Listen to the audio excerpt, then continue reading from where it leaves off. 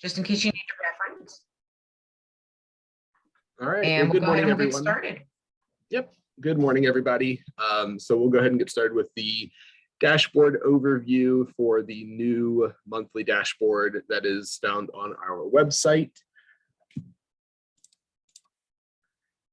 So for those of you that don't know me, and I know all of you do, I am Brian Leapley. I'm the Pinellas CoC System Administrator, and we are going to jump into a brief overview of the dashboard itself, and then actually look at the dashboard as it appears on the website right now. So this is designed to be relatively brief just because I want to provide some documentation that we can make available with it, but overall, most of the material will be covered directly from the dashboard. So in the dashboard, there really are 4 key areas of data that are being covered: inflow into the system, the outflow from the system, the service volume during each month or quarter or year, and then the demographics of those being served. I will get into those in a little more detail in just a minute, but really that is what it's focused on. It's a little different than the other dashboard that we currently have, which focuses on some of the kind of performance aspects, the system, project, and project type levels. This is really more of looking at the overall system flow and system performance. In the dashboard itself, there are a few key features that add to what a user is able to do. The first one, probably the most exciting one, is that it does have an adjustable date range. So the user is actually able to select the dates that they want to look at when they look at the dashboard. So it's no longer a static dashboard like the other one is. It is actually a flexible data dashboard that allows you to pick whether you want to look at really anything from a single day up to a year. There are some kind of practical limits to that date range that we'll talk about when we look at the dashboard itself, but it is adjustable.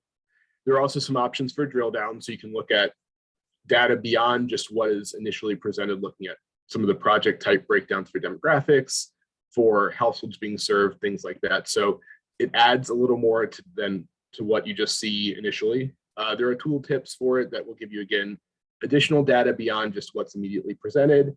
And then the one other thing is that this is going to be updated monthly. So every month we will have added data to the dashboard, and it will continue to grow as time progresses.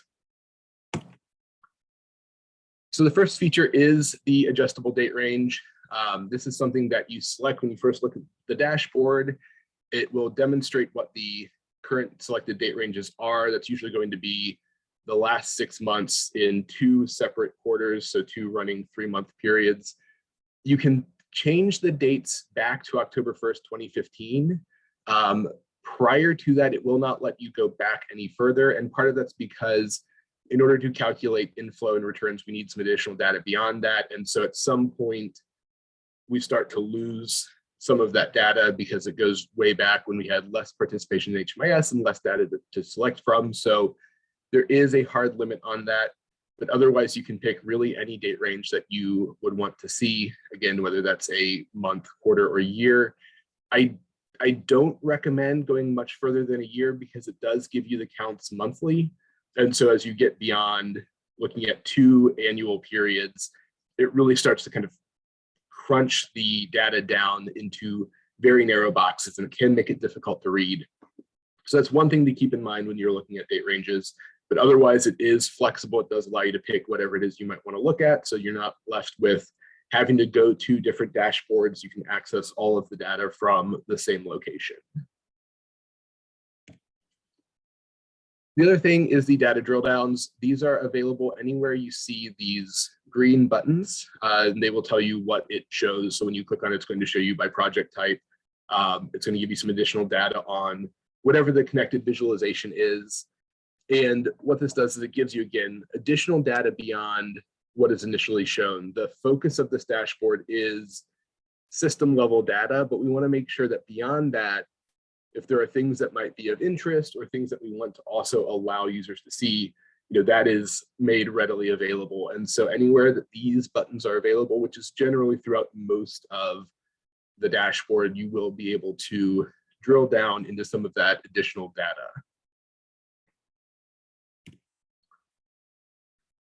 The other feature is, again, the tooltips. These are available based on the device you are using. If you hover over it with your mouse, or if you click on it with the mouse. Also, if you're using a touchscreen, you can tap on that visualization, and it will give you some additional data beyond, again, what is initially presented. This is usually going to provide you with raw client counts.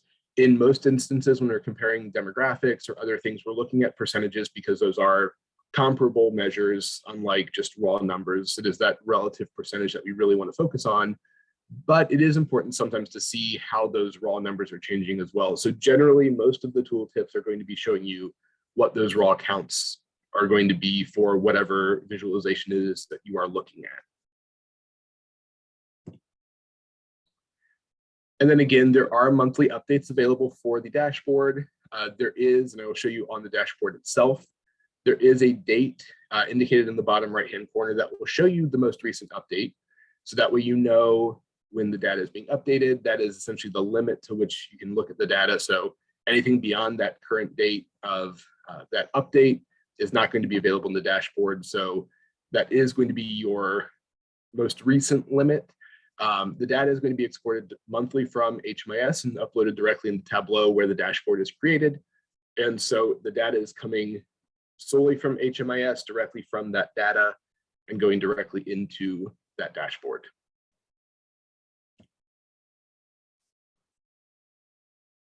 So I want to go through the definitions just in brief. Again, I'm going to be posting a guidebook that will provide more detailed definitions for some of the metrics. Some of them are a little more complicated than can be presented in just a simple PowerPoint presentation, but I want to make sure that is covered, as well as making sure that people understand the data that is included in this dashboard. So the first thing is that it does include data from the following project types. So that is generally every project type that we have in HMIS, with the exception of some of these service-only projects. Those are primarily places like financial assistance and soup kitchens, some of the drop-in centers that provide just simple services. And the reason for that is that it requires the use of entry-exit to track the information. And so any projects that do not use the entry-exit workflow or do not fall into one of the other the listed project types are not going to be included. This isn't designed to exclude them for any reason other than there's a standardized workflow for emergency shelter. There's generally a standard workflow for homeless prevention. But when we get to service providers, there's not necessarily a standard workflow. And so it's very difficult to pull that data out and pool it together. And then the other thing is that a lot of the other projects that are not included aren't necessarily just homeless service providers or at-risk providers. They provide a lot of basic services to a lot of people. So it is that use of entry-exit that really dictates this dashboard.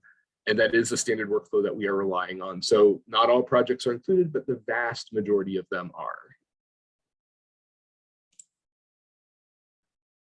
For the metrics, we are looking at the following. We're looking at demographics. We're looking at inflow, both for newly homeless clients and clients returning to homelessness.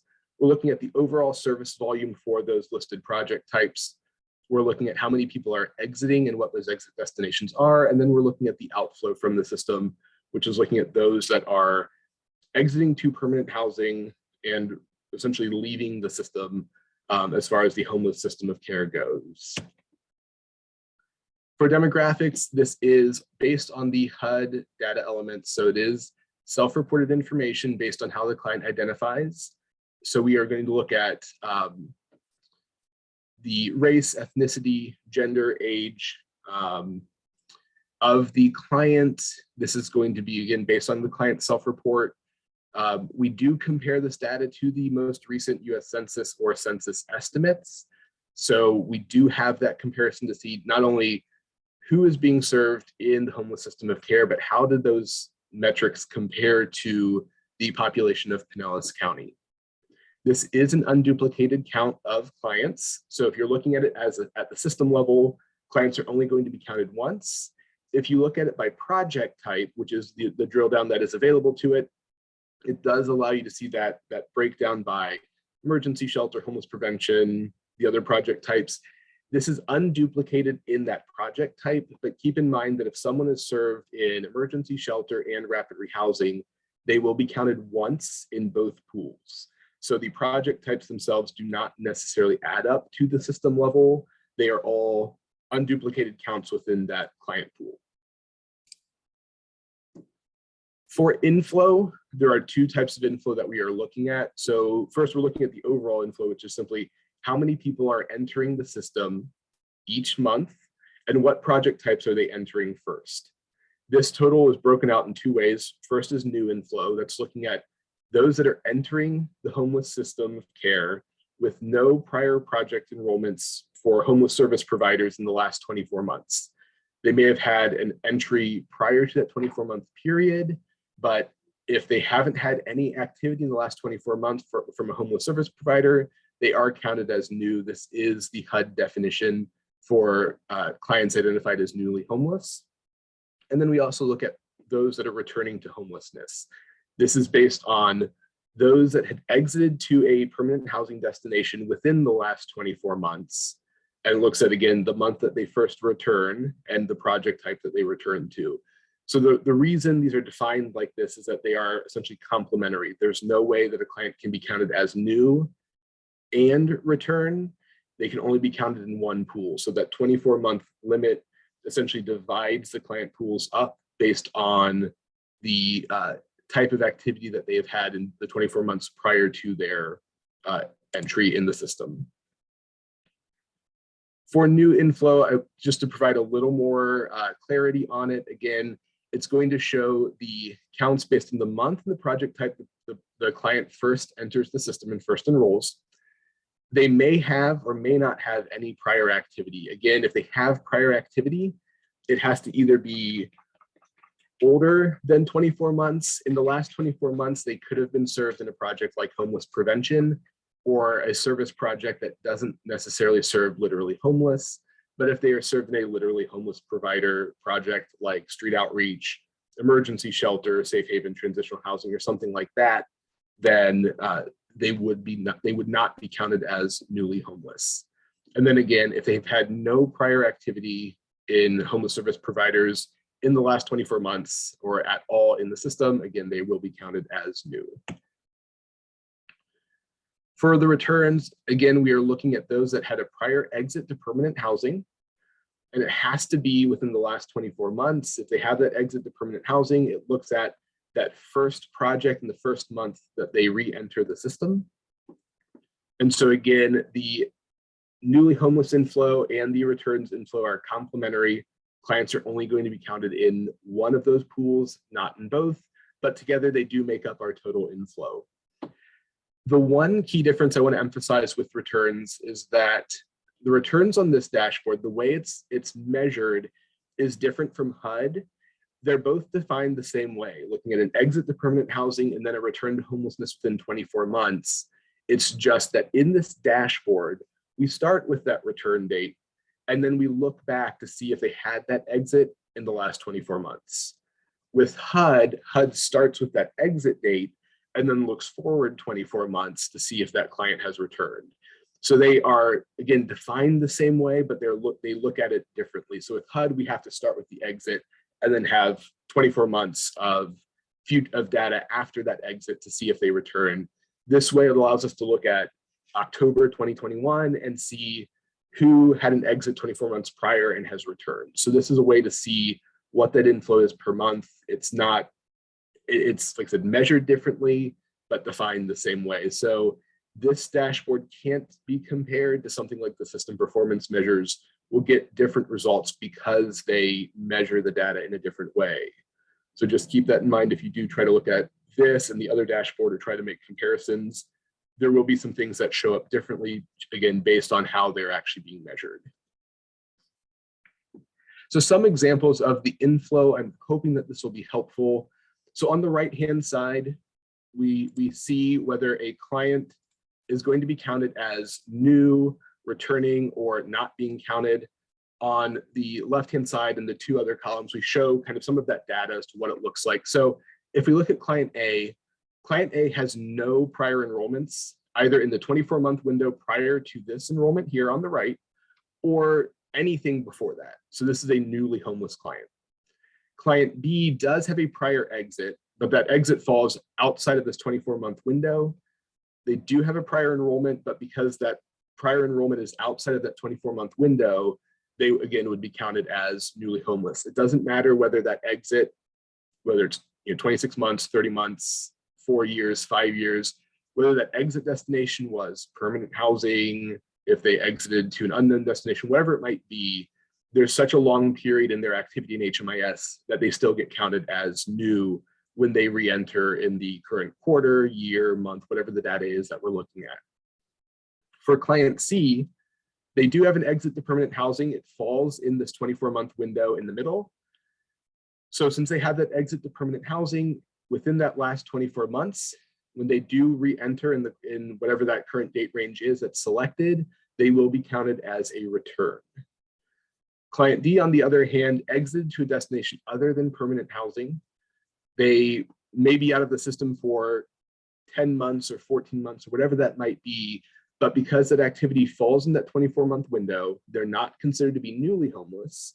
And because that exit destination from that activity was not to permanent housing, they're also not counted as a return. So this is a client that may have disappeared for a period of time, but they're still getting services. They're not counted in that inflow, even though they haven't had activity for a little while. They didn't exit to permanent housing, and they fall within the 24-month window, so they're not considered either new or a return to homelessness. And then if we look at client E, this is just showing how this measures for the current date range. Client E hasn't had any activity before. They may have had an exit to permanent housing in another example, but because their entry that is active during the reporting range is prior to the start of the quarter, the month, or the year, they're also not counted because that entry date falls outside of the report date range. So this shows how some of those different types of inflow are operationalized and when clients are or are not counted. Again, I'm going to put together a guidebook that will have a little more detail on this and some other concrete examples to help clarify this information. But it is something that is a little different than what we've looked at in the past. So it really is about what activity a client had prior to their first entry during the selected date range as to whether or not they're new, a return, or not being included in those counts. Next, we look at service volume. So if we think back to that last client that was an active enrollment during the reporting range, but isn't being counted as new or a return to homelessness, we also want to make sure we know how many people are being served. And so the service volume tab is going to show us the unduplicated number of clients that are being served by each project type. And what this looks at is during a month, how many clients were enrolled in that project type throughout the month. And so, it'll give us that service level for emergency shelter, for safe haven, for all the different project types, helps us to see if there are patterns in how many people are being served. And it allows us to account for people that aren't being shown as inflow, maybe are being shown as outflow, but it shows us how many people are touching the system in a month, which is an important thing to look at because we may know that we have 1,400 emergency shelter beds, or we may know that we have 1,200 permanent supportive housing beds, whatever that level might be, but we don't necessarily always have a clear picture of how much of that is being used at any given time.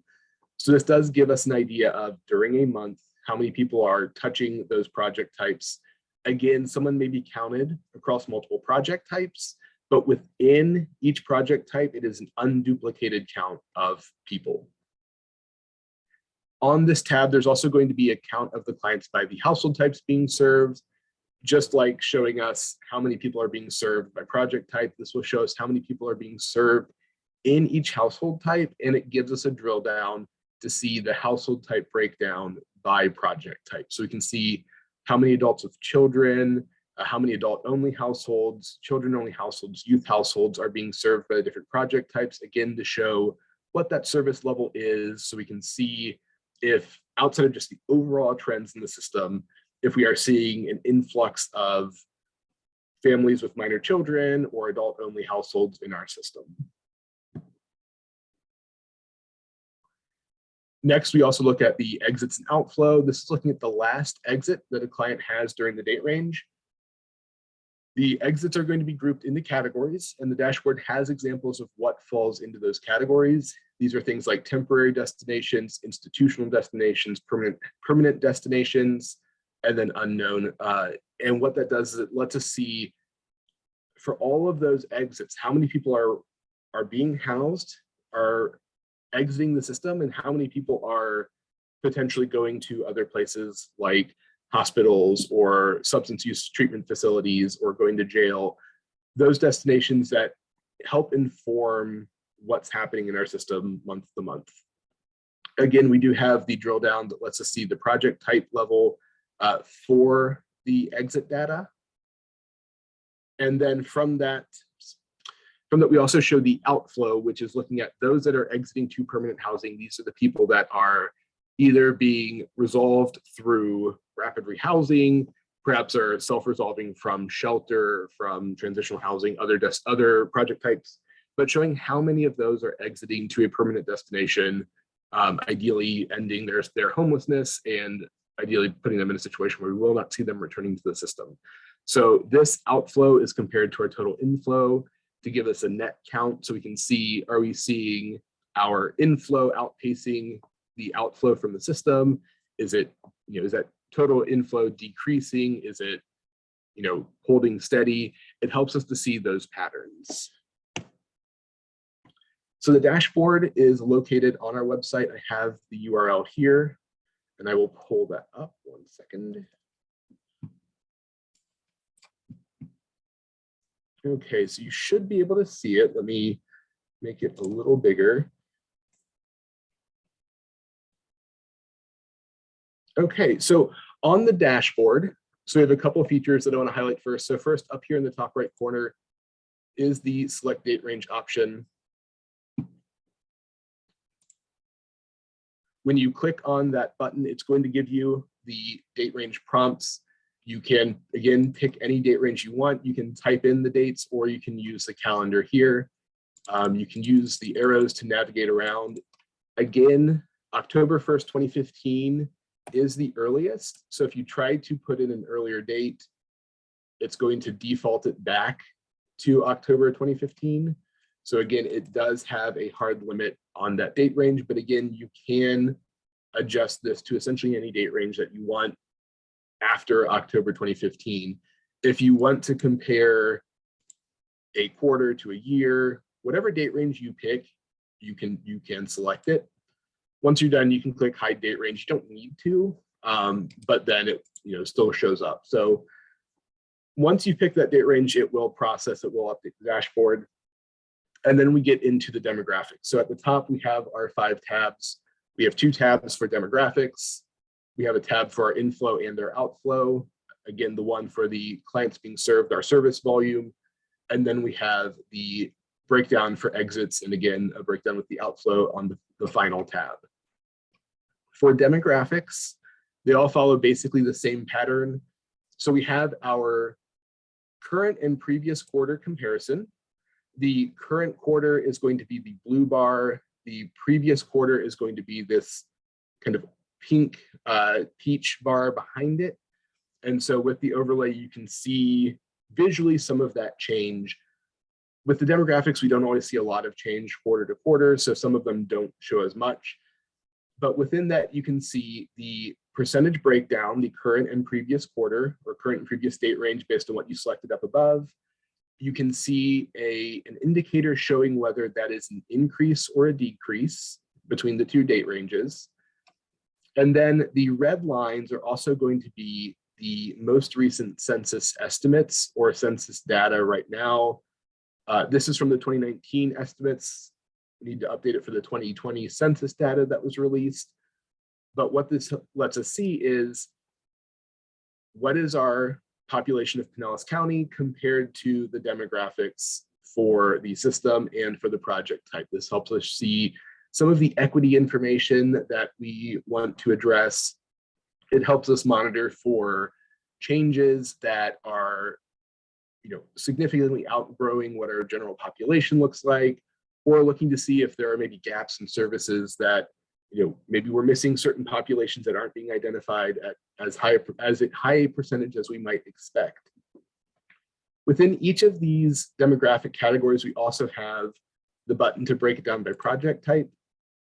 And when you do that, it's going to give you generally the same presentation as before. It's just going to give you the project type at the top and then let you scroll through the different project types to see what the actual breakdown is within each project type.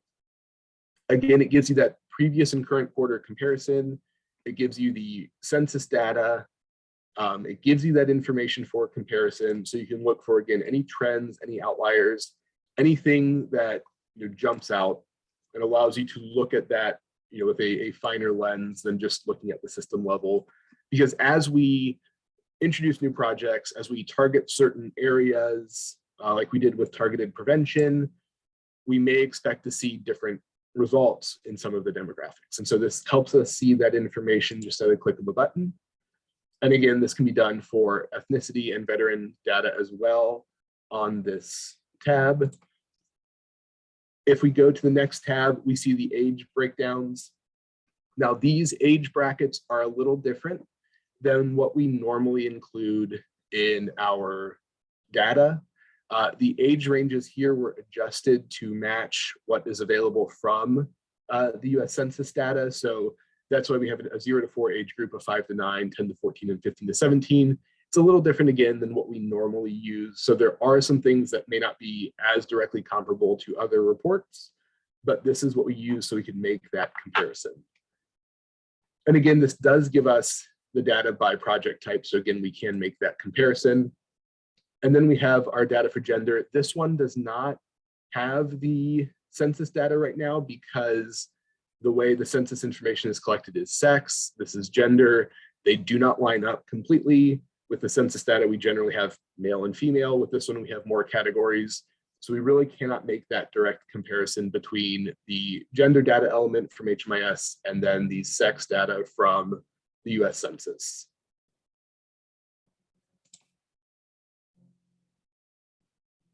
On the next tab, we do see our inflow and outflow. Demographics are relatively straightforward. Again, those are client self-report. With the inflow and outflow data, most of that is based on hard dates and hard data from HMIS. The only thing that is also sometimes client self-report is that exit destination that accounts for our outflow. In some instances, we know exactly where a client is going. In other cases, it's based on what the client reports. But otherwise, this is based on the enrollment start and stop points, the project types the client is being served in. And so this is really based on kind of objective hard data criteria. On this tab, we have the basic definitions for the inflow, outflow, and the net inflow at the top. And then we get into some of the charts that help to see this information. So the first chart is going to be the comparison of the inflow and outflow for the 2 date ranges selected up here at the top. This is broken out into 2 charts because it's designed to be a comparison, and the way inflow and outflow are calculated does matter based on the date ranges. Inflow is based on when they first enter the project, enter the system, and the 24 months or longer prior to that. With outflow, it's really based on that last exit during the date range. So what we have here is a comparison between July through September and October through December. We can see those trends. If we want to see the July through December trend in the same chart, we'd want to change our date range to go from July 1st through the end of December, and then change our previous date range. We could change it to the first 6 months of the year. Again, that's where that variable date range comes in. The orange line is our inflow. The blue line is our outflow. Again, outflow is basically exits to permanent housing. And then the gray line is what is that net change? So how many more people are coming into the system that are exiting to permanent housing? And so what we can see from this is we can see some of those trends. So back in September, where we had a pretty high outflow in comparison to our inflow, we only had a net inflow of 64. But then when we look at December, our net inflow is 269. So this helps us to see those trends of, are we seeing jumps in our inflow? Are we seeing jumps in our outflow? Are those numbers diverging? Are they getting closer to each other? Again, ideally, we want to see a net inflow in the negatives, showing more people exiting to permanent housing than coming into the system. But this does help us see that trend, to see what the activity looks like. The next chart is going to show our inflow by the newly homeless and returns to homeless counts. Again, it shows us the project type. So we have street outreach, emergency shelter, safe haven, transitional housing, and rapid rehousing. And so what we're looking at here is we're looking at where people are first entering the system, whether it's entering as newly homeless or entering as a return to homelessness. So this is not the project type that they are exiting from and returning from, it's the project type that they are entering into. And the count, again, is an unduplicated count by date range. So a client counted as a street outreach entry in July is not going to be counted again in this table here. And unless they exit to permanent housing here, generally they're not going to count in the next table as well. There is a chance that someone who exits from one of the projects, let's say in the first month over here, or one of these months, could show up as a return in the current date range, but the data would have to, again, line up just perfectly for that to occur. So what we have is we have that breakdown, so we can see generally most people are touching the system first through street outreach and emergency shelter, which is really how we want to see the system performing. And that generally holds true whether it is a newly homeless client or a return. And what this shows us again is then our total inflow here month to month, so we can see what that overall trend is. But then we can also see, are we seeing an increase in returns to homelessness?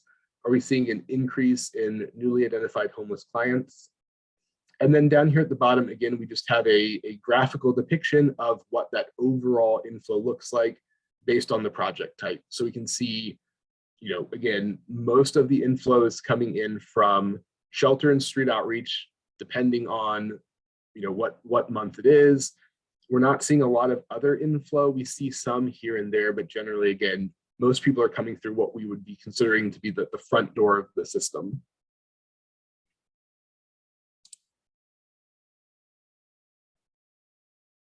On the next tab, we have that service volume. This is looking at how many people are being served, again, by project type each month based on that enrollment. So this counts anyone that is enrolled in one of those project types during the month in that project type. So again, we have it broken out. This one, because we are just looking at overall volume, we do include permanent supportive housing and homeless prevention. So we can see all of that information here month by month to look for any significant trends. And then here on this chart, we do see a line graph with those counts as well. And we can see, how is a project performing. If we look at, let's say, emergency shelter, we can click on this and actually highlight it. So we can see the counts here, and it will kind of highlight it here, gray out the rest to help really bring that forward. And we can see that, with emergency shelter, back in September, we had a slight decrease. We're seeing an increase through December. So it helps us see some of those changes. Generally, month to month, we don't see a lot of movement. But this would help us see, for instance, if we look at homeless prevention, we know some of that emergency funding for homeless prevention through the CARES Act is coming to an end. And so we can see some of those trends down. We were at 709 people in August. We're down to 517 in December. So, overall, it may not look like a lot, but when you start to look at the actual change in counts, it helps us see, we are seeing, reductions here. And there could be a number of reasons for those changes. It could be people are staying longer in projects, slowing down some of that flow, or it could be, a reduction in funding, an increase in funding, or whatever that might be. So it's not always going to give us the full picture, but it helps us really understand what's going on and helps us think about what we can dig into next. What can we look at? What questions do we need to ask of our data? What information do we need to be looking at to help us understand, again, what's happening? And then the final table is looking at the breakdown of households. So again, we have the household type on the left. So we have our adult children households, our adult only households, children only households, youth children households, and youth only households. Youth are those that are 18 to 24 years of age. Children are under the age of 18. These are, again, unduplicated counts. So you're only going to see a person counted once in a household type. So you may have a youth that is served in a youth child household multiple times during a month. They're only going to be counted once. However, if that youth is attached to, another family member, another adult, someone else, they may be counted in different household types during the month as well. So these are unduplicated counts within that household type in that month. But because we have people that may get served in different ways across the date range, they could be counted in a couple different spots. They also would be counted month to month if they are enrolled in projects for an extended period of time. Someone that's in permanent supportive housing will be counted in each month that they are served in as someone served in permanent supportive housing. Likewise, that household would be counted month to month in this household breakdown based on that household composition. With each of these, we see the number of households, how many family units that may be, the number of adults, and then the number of children. We also have the drill down here, which lets us select by project type. Lets us select by household. What we do is we select our household. It will give us the breakdown of where we are seeing those households served. So if we look at something like adult children households, we can see how many are being served in street outreach, in emergency shelter, the different project types. This really helps us see, with emergency shelter, are we seeing an influx, an increase in how many households are being served? With rapid rehousing, are we seeing changes there? And so we can see where those household types are being served by project type. So we can see, again, if we're experiencing any spikes beyond just the overall counts, maybe we're not seeing a lot of a change in the number of people being served by a project type, but maybe when we look at specific households, maybe we're seeing a jump in youth households in emergency shelter, or adults and children in emergency shelter. So this helps us see that information, again, at a finer level than what we would see just overall based on this chart. And then finally, we have our exits and our outflow. This will give us our exit destination categories. So permanent housing is at the top. Again, that is really what we want to see as our exit destination. We really want to see people being placed in the permanent housing, but it gives us additional breakdowns there. So we can look at institutional destinations, temporary destinations, different types of homeless exits, whether they're exiting to another shelter as homeless, or if they're exiting to a place not meant for habitation, they're returning out to the street, or an abandoned building, or staying in a car, or somewhere like that. So it gives us that information, and we can see then here in this chart where our exits are coming from, again, in a graphic depiction of it. And then down here at the bottom, we have examples of what those destinations are. I know that's a common question of what is considered to be a temporary destination versus a permanent destination, or what is considered to be the other category. And so we can see from this, generally kind of in shorter versions and grouped versions of that HMIS data, there are close to 20 exit destinations, lots of different versions of someone exiting to rental by a client with or without subsidy, or with specific forms of subsidies. We're grouping that together in this breakdown so we can just see that, for instance, permanent destinations they're exiting to a rental, someplace they own, maybe with a subsidy, maybe without, or they're staying with family or friends on a permanent basis.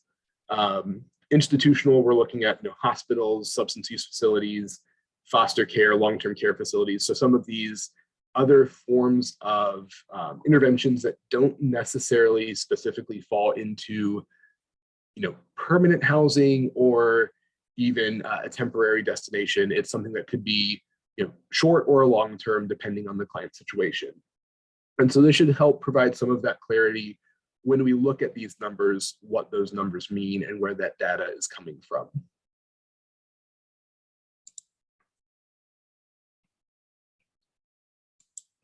So I want to, on the website up here in the Pinellas HMIS section, zoom in on this a little bit, there's a section for the data dashboards. We have the two dashboards now. This is the system dashboard that we just looked at. If we click on that, that will bring us to this page. And the last thing I want to point out is that down here in the bottom, there is the extraction date for the report. This is going to show the date of the most recent update.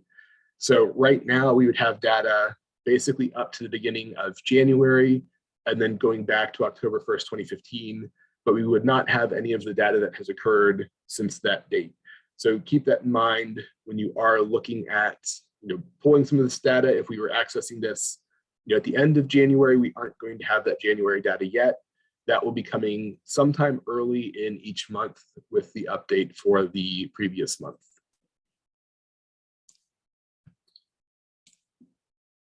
So I do want to open it up, see if we have any questions. If anyone needs any clarification on anything, I'd be happy to answer them. Brian, did you build all that? I did. That's absolutely amazing, dude. Thank you. Wow. I'm just going to be very honest. When I do this for the first time, I might need someone to like be behind me to make sure I'm doing it correctly. Or if you have a cheat sheet already with the instructions, that'd be great. Yeah, so it's not there yet. I'm finishing it up on the website. Probably up at the top. I plan on putting a link to a PDF that will have the definitions in a little more clarity than what I could put in the PowerPoint, as well as some of the instructions on how to use the dashboard. That way, anybody who accesses it will have access to that information. That way, they can go back to it. If they don't remember the difference between newly homeless and returns, it will give that information. And then for like the exit destinations, I can break out specifically which exits from the HUD standards are counted as what exit. So yeah, so there will be a cheat sheet guide for this dashboard, and I'm also working on with the other one as well. That way people will be able to access that when they do pull up the dashboard. The best thing honestly is to just get in and just start playing with it. You can't hurt it. Nope. I would know because I would be the one that would break it. Brian knows that. And I haven't yet. So you really can't harm it. Just get in and just start playing with it. Literally clicking things, seeing what pops up for you.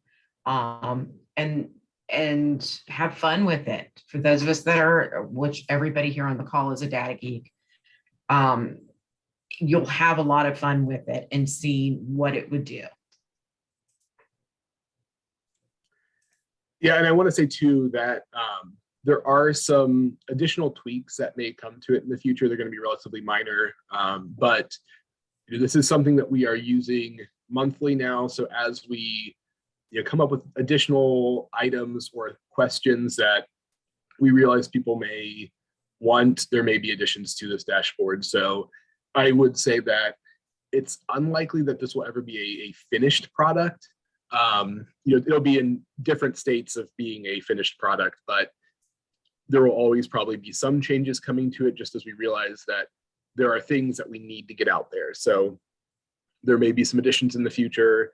It's going to be kind of a living dashboard where we make adjustments and tweaks. And as especially if we get significant information, anything will be added to that guide. And of course, if we have to do an additional training with some of those new features, obviously we'll do that in some fashion in the future as well.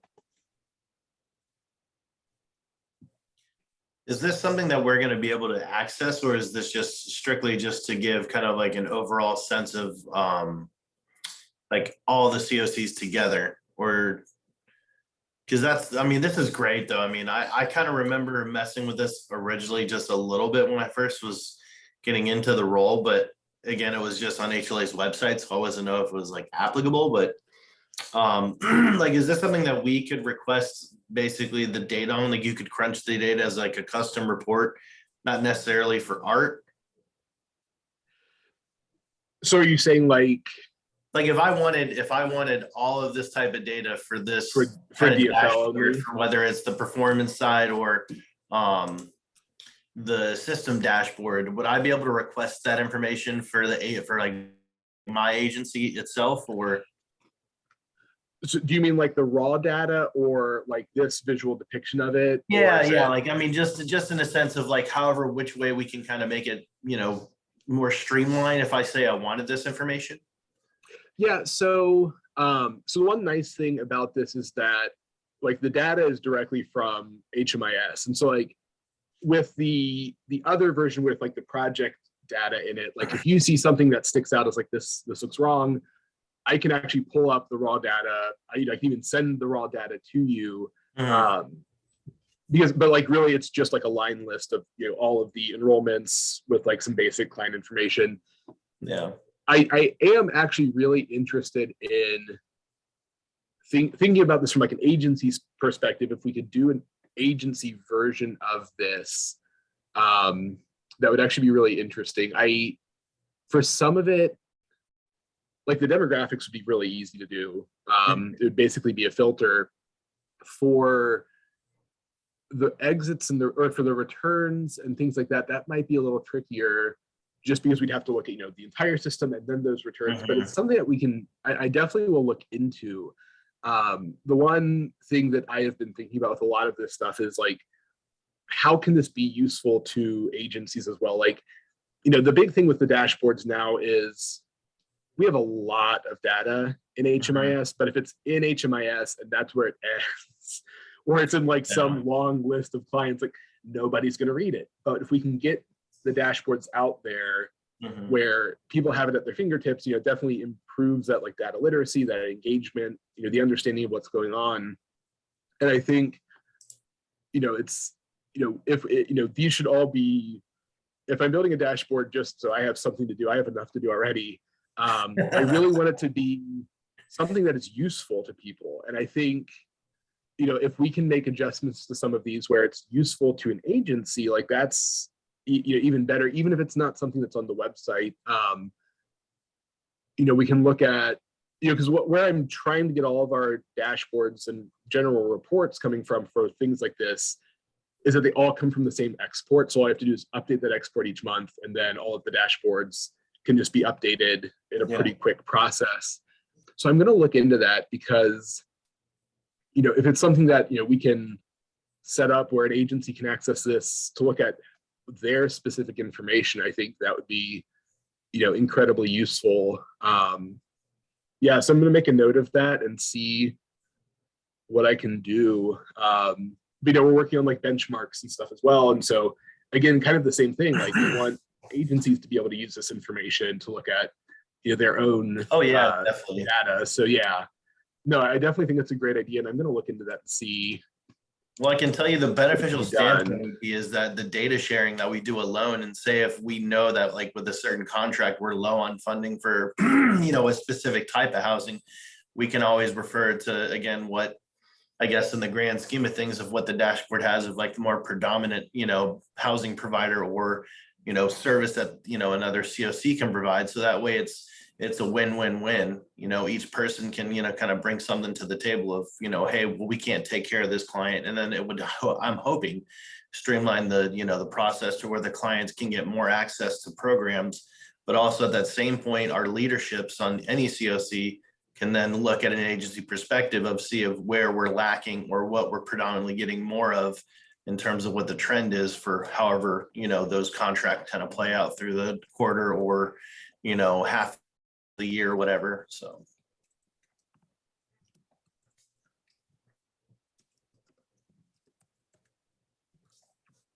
Yeah, so I'll definitely look into that, see if we can do something like that, because I think that's a great idea. that's all I got. Anyone else? Any other questions?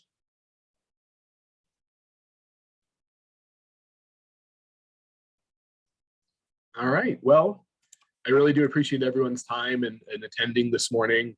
The dashboard is on the website. I dropped the link in the chat, so you do have access to it. And again, if you just go to the Pinellas HMIS section of the HLA website, it's there. If you encounter anything while working with it, just feel free to send in a help desk ticket and someone can help you with it. But again, I thank everyone for attending and hope everyone has a great day. Thanks, Brian. Thank you.